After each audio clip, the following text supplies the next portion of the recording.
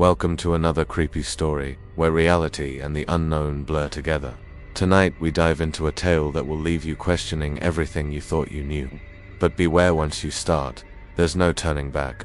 If you enjoy spine-chilling stories like this, make sure to hit the like button, subscribe, and turn on the notifications. That way, you'll never miss a terrifying story. Have a creepy experience of your own, drop it in the comments, and it might just become the next story, with your name featured. Now, let's get started.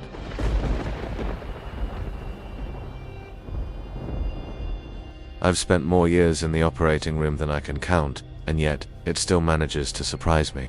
You think you know it, all the protocols, the monitors, the rhythm of preparation, but the human body has its secrets, and sometimes, it's the mind behind it that whispers back. That morning I walked into the OR with the confidence that only comes from repetition, the kind that makes the environment almost hypnotically safe. The air was filtered and still, the lights perfectly angled, instruments laid out in symmetrical perfection, and my team moved like a well-oiled machine. Pre-op had been routine vitals steady, consent signed, and the patient calm. Even laughing at a joke, the nurse whispered as she placed the IV. She was middle-aged, mid-40s, with a history of abdominal surgeries, her discomfort worsening to the point where conservative care had failed. Everything about the day screamed normal. We induced anesthesia with our usual precision, propofol, fentanyl, a paralytic to keep her perfectly still, the airway secured, endotracheal tube confirmed by auscultation and capnography, BIS readings in the 40s, stable blood pressure, oxygen saturation perfect. Every number reassured me.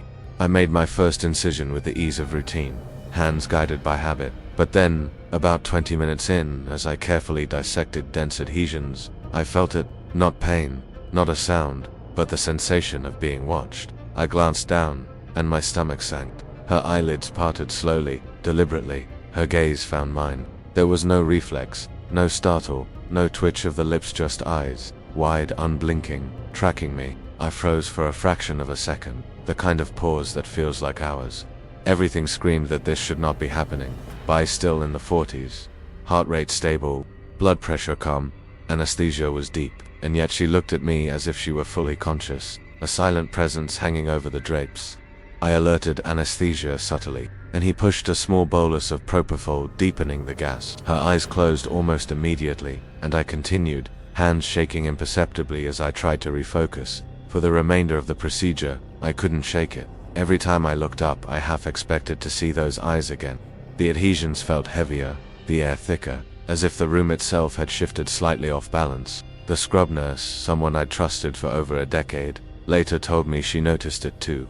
The patient's gaze had tracked me, not randomly, but with intent. That precision, that quiet awareness under complete anesthesia, is not something you forget.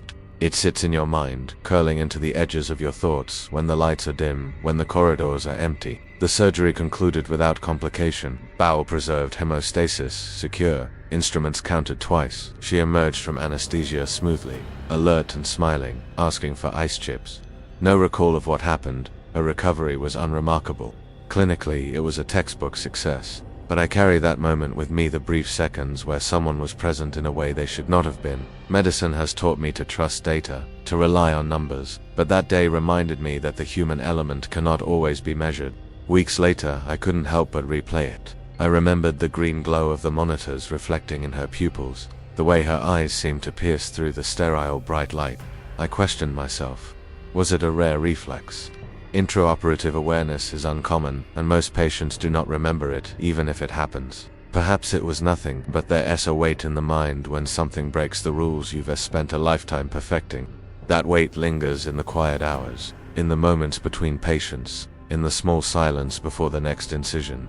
Not long after, I encountered another case that would unnerve even the most seasoned surgeon. An older man, elective cardiac bypass, stable vitals, normal induction, routine, as much as a heart on the table can ever be routine. But midway, the monitors began to twitch in ways that made no sense. BIS readings, spiking briefly, oxygen saturation dipping by 1%, barely noticeable. I looked at the anesthesiologist, who mirrored my unease, eyes narrowing over the instruments, and then I saw him, subtle movements of his fingers beneath the drapes, almost imperceptible, as if he were signaling something. No pulse, no reflexes should exist in that state, yet the faintest twitch betrayed awareness.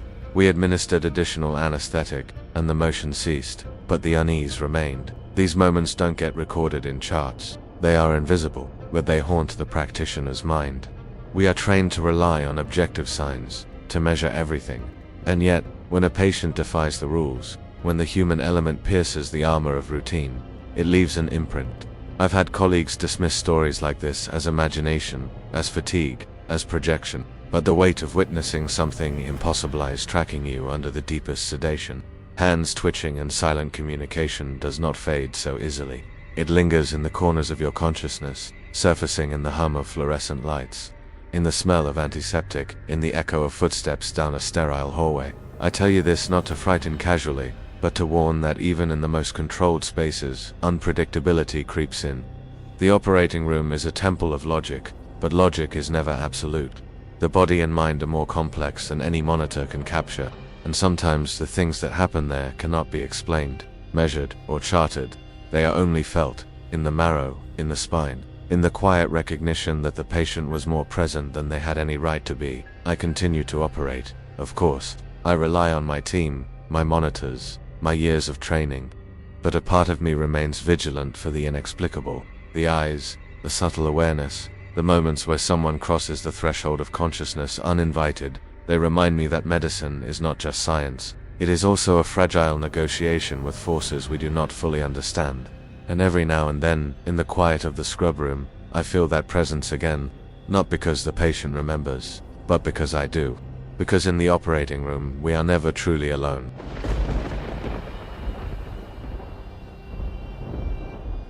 I had never been the type to believe in ghosts, not really. I believed in germs, anatomy, and predictable complications, the things that could be measured, fixed, or explained. But that night, I learned how fragile that certainty is. It was just past midnight, when I was called to the hospital. The emergency department had a patient, an elderly man with sudden abdominal pain and signs of internal bleeding.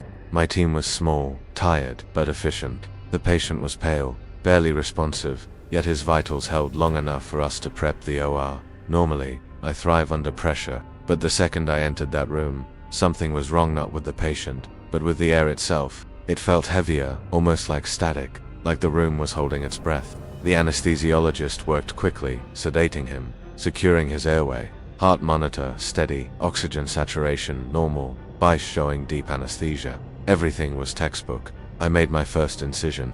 The smell of cautery and antiseptic filled the room, mingling with the faint hum of the overhead lights. About 10 minutes in, as I retracted the tissue, I noticed something out of the corner of my eye. A shadow, or maybe a movement that didn't belong. I froze, hands hovering over the incision. The circulating nurse noticed my pause. "What is it?" she whispered. I shook my head, assuming fatigue was playing tricks on me. Then I saw it clearly. Across the room, near the foot of the bed, a figure stood, not fully formed, not solid, but unmistakable. A man, tall, dark, and indistinct, watching. My pulse spiked, though the patient's vitals remained perfect. I blinked, and it was gone. My mind told me it was exhaustion, that the eyes I felt on my back were a trick of the light, but it wasn't. Every time I looked up, it returned, standing slightly different, always at the same distance, never moving closer, but never leaving. My team didn't see it, or perhaps they were too focused. The patient remained still, anesthetized, but somehow, I felt him tense beneath my hands.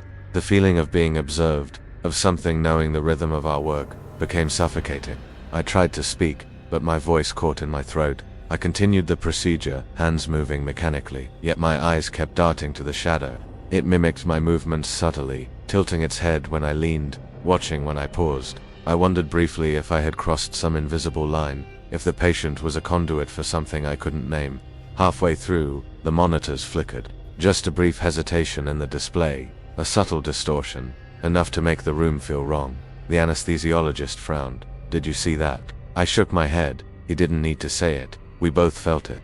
The air had changed, thickened, charged with something unnatural. Then it spoke, not in words, but in a pressure against my mind, a thought that wasn't mine, a simple, terrifying insistence. "Watch me." My hands stilled, my breath caught. The patient remained sedated, but I felt him wake, not in body, but in presence. The shadow moved closer, not through space, but into my perception, filling the edges of the room. I forced myself to continue. I had to finish the surgery. Every cut, every clamp, every suture, became a mantra to ground me. Yet even as I worked, I could feel it lingering, patient, waiting. The scrub nurse leaned over quietly. "Doc, something's off. I don't know how to say this, but I feel it too." Her voice trembled, usually composed. She rarely faltered. Now she avoided my gaze, and I understood she saw it as I did. We finished the surgery. The patient was stable, bleeding controlled, vitals perfect. The lights in the monitors glowed steadily. I closed the abdomen, counted instruments, applied dressings, and allowed myself to exhale. Yet the room still felt heavy, oppressive. As we prepared to wake the patient, I glanced at the far corner. The shadow lingered no longer, but I knew it had left something behind, a residue of its presence, a reminder that not all is explainable. The patient emerged from anesthesia smoothly, alert, asking for water.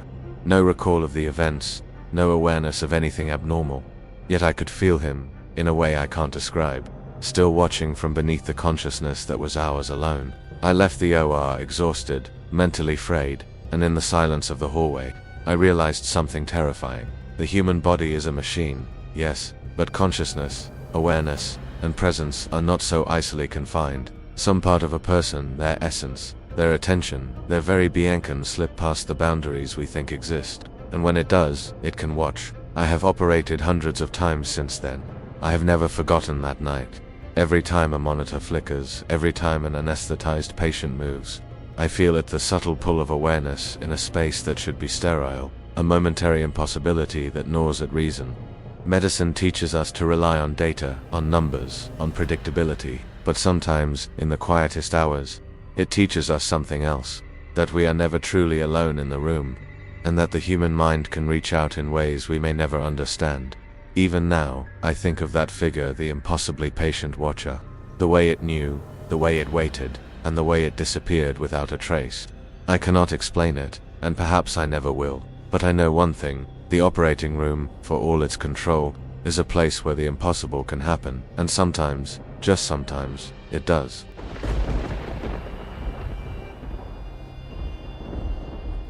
I've been a surgeon long enough to know the smell of fear. ISNT, always on the patient. It can linger in the walls, in the air, in the subtle rhythm of the room. But nothing prepared me for that night. It was an elective procedure, nothing out of the ordinary. A laparoscopic repair on a man in his late 50s, healthy aside from the abdominal hernia that brought him in. My team was small, but experienced, and the OR was perfectly prepped. The instruments laid out like soldiers in formation. The anesthesiologist, steady as ever, moved through the induction with precise calm. BIS monitor at 42. Heart rate steady. Blood pressure perfect. My incision was clean, deliberate. Everything should have been ordinary. Then, about 20 minutes in, as I navigated through layers of tissue, I felt a weight in the room. Not a physical one, but a presence. The kind you can't measure, can't see in any scan or lab value. I glanced up, expecting the anesthesiologist or the scrub nurse to be behind me. Maybe a misaligned light, but the room seemed the same. Nothing moved yet. I knew I wasn't alone. It started subtly. The patient's hand twitched. Just a small flex, a muscle moving against expectation. I froze. Not from fear, but from instinct. Nothing in the monitors suggested consciousness. BIS steady, oxygen, ventilation, blood pressure all within range. Yet the twitch repeated, almost like a heartbeat in sync with mine. I called out softly, "Did anyone see that?" No one did. The scrub nurse, focused on retractors, didn't react. The anesthesiologist's eyes stayed on the monitors, oblivious to the twitch that had set my skin crawling.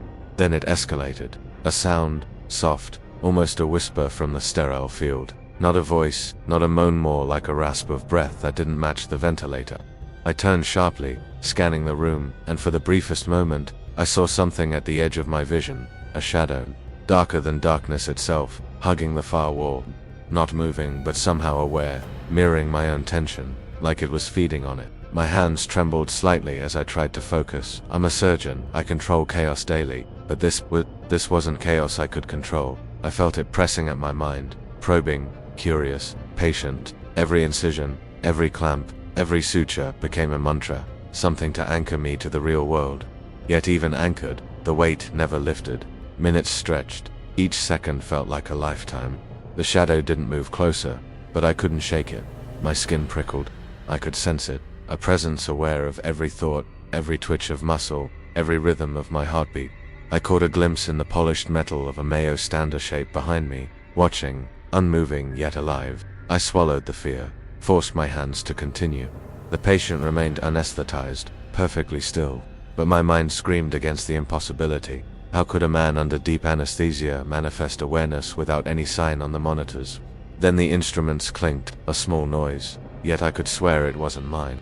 Something or someone had shifted them, though no one had moved. My scrub nurse paused, eyes wide, lips pressed together. We exchanged a glance, unspoken acknowledgement that something impossible was happening. The remainder of the procedure passed in a blur. My movements became mechanical, my thoughts consumed by the shadow and its patient observation. I finished the surgery, closed the patient carefully, counted instruments, ensured he was stable. The monitors all confirmed nothing was wrong. No complications, no irregular readings, nothing, but I could feel the lingering presence. As anesthesia wore off, the patient emerged smoothly, asking for water, completely unaware. Nothing in his expression hinted at the events that had just transpired. No recollection, no understanding, only me, left in the room, replaying what I'd seen and felt. I stepped out into the hallway, trying to convince myself I'd imagined it. The oar lights flickered faintly behind me, though I hadn't touched any switch. A draft whispered through the hall, cold and dry, and I caught myself looking back at the room. For a fraction of a second, I saw a figure standing just beyond the door and moving, silent, watching, and then it was gone. I've performed hundreds of surgeries since that night. I've never forgotten the weight of that awareness. The impossible sense of being observed when nothing in the world should have allowed it. Science can explain vitals, BIS readings, reflexes, but not this. Not the shadow that moved like it was alive, like it had chosen to watch me work, like it had waited for the perfect moment to make itself known. Sometimes, late at night, I think about the patient, not because he remembers, not because he felt it, but because I do. The operating room is supposed to be controlled, sterile, predictable, but every now and then, the impossible seeps in, subtle and patient, reminding you that control is a fragile illusion. And somewhere in the recesses of that hospital, that presence waits again, for the next surgeon, the next procedure, the next moment when the impossible can brush against the edges of reality, and someone notices.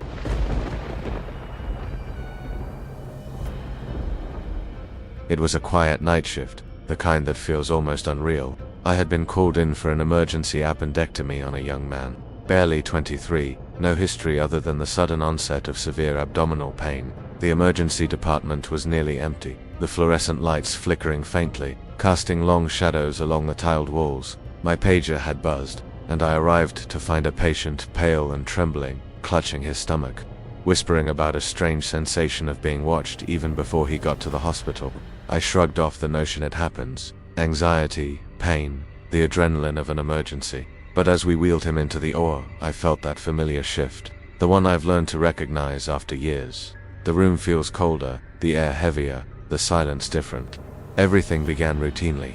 Monitors attached, anesthesia induced, vitals stable, BIS, monitor at 45, heart rate steady, oxygen saturation perfect, my gloves snug, scalpels ready. The young man's abdomen was tense, inflamed, a textbook case. I made the incision confidently, feeling the familiar rhythm of hands at work, eyes trained on the subtle changes in tissue, anticipating complications. And then it began. A faint sound, almost imperceptible, a whisper that didn't belong to anyone in the room. I froze. The nurse looked up, brow furrowed, but said nothing. The anesthesiologist's eyes remained glued to the monitors. Nothing unusual, nothing measurable. Yet my skin prickled, my mind screaming at the impossible. The whisper came again, soft, almost teasing. Not words, just breath. A cadence that seemed to mimic my own heartbeat. I scanned the room. The shadows behind the overhead lights seemed to shift, lengthening, contracting, dancing along the walls in a rhythm that matched the whisper. I could feel it, a presence circling, patient, unseen. Then, as I dissected through the inflamed tissue, I noticed movement, subtle, in his peripheral vision. The patient's fingers twitched, flexing in tiny, impossible gestures. I glanced at the anesthesiologist. BIS, stable. Vitals steady. No one else seemed to notice. I looked back down, and the twitching had stopped, replaced by a faint, deliberate movement of the head, tilting slightly as though trying to peek from under the drapes. I swallowed hard. Logic told me it was impossible. Science told me he was deeply anesthetized, yet I couldn't shake the sensation of being observed, followed, tested. My hands shook slightly as I continued. The whispers grew more insistent, or perhaps it was just my mind, straining under tension. But I could feel eyes on me, even if no one else could. Minutes passed like hours. I finished the appendectomy, secured hemostasis, closed the layers meticulously. All instruments counted, monitors normal, patient stable. I exhaled slowly, trying to shake the unease curling in my stomach. Yet when I stepped back, alone, for a moment I caught movement in the reflection of the polished metal tray, a shadow hovering at the edge of the sterile field, darker than the room, unmoving, yet undeniably aware. As anesthesia wore off, the young man awoke smoothly, asking quietly for water. No recollection, no fear, no memory of the whispers or the shadow. He was normal, perfectly fine, entirely unaware of the impossible events that had unfolded while he lay unconscious. But I could not forget. The nurse, younger than most I work with, approached quietly, her eyes wide. "Did you feel it too?" she asked in a hushed voice. "Something in the room." I nodded, not trusting myself to speak. She had seen it. Not fully, not clearly, but enough to acknowledge the impossible. The rest of the night passed in a blur. I scrubbed out mechanically, sanitized, documented, and left the OR feeling the weight of what had occurred. Outside, the night was cold and still, yet I could feel the lingering presence from inside, patient, observing, waiting. I replayed the events countless times afterward. Rational explanations abound: light refraction, reflexes, subtle movements, human imagination under stress, but none of them fit entirely. None of them account for the whispered cadence, the shadow moving without source, the sensation of being followed even when all evidence suggested impossibility. Weeks later, I walked past that OR again, preparing for another shift. The lights were on, monitors silent, instruments neatly arranged. I felt the same weight, the same presence pressing against the edges of awareness. It was waiting, patient, and I knew, with a certainty I cannot explain, that it was always watching, always learning, always present in the spaces where human control meets human vulnerability. I have performed hundreds of surgeries since that night. None felt entirely ordinary. None erased the memory of that whisper, that shadow, that impossible awareness. It's a reminder that control in the OR is an illusion, that precision can only extend so far before the unexplainable intrudes. Subtle and patient, in the moments when we believe we are completely in command, and sometimes, in the quiet hum of the OR at night, when all machines are running and the sterile walls seem to breathe with their own rhythm, I feel it again, watching, waiting, testing, not a patient, not a person, something else entirely, aware of the fragility of life and the boundaries of consciousness, existing just beyond the sterile field. And I know it will always be there, in the silence, in the shadows, in the moments we believe ourselves most in control.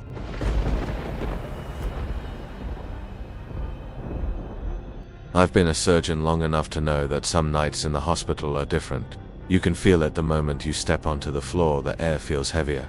The fluorescent lights hum a little lower, the silence stretching beyond comfort.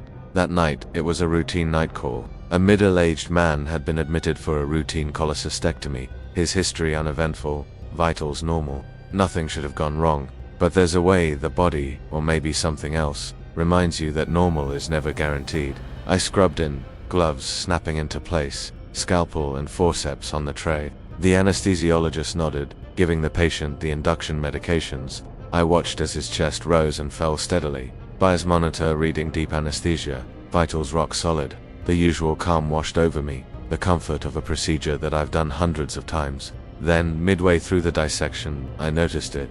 The monitor showed everything perfectly fine, but the rhythm of the OR seemed off. The shadows of the lights stretched across the walls in impossible angles, almost reaching across the room toward me. The patient's eyelids fluttered.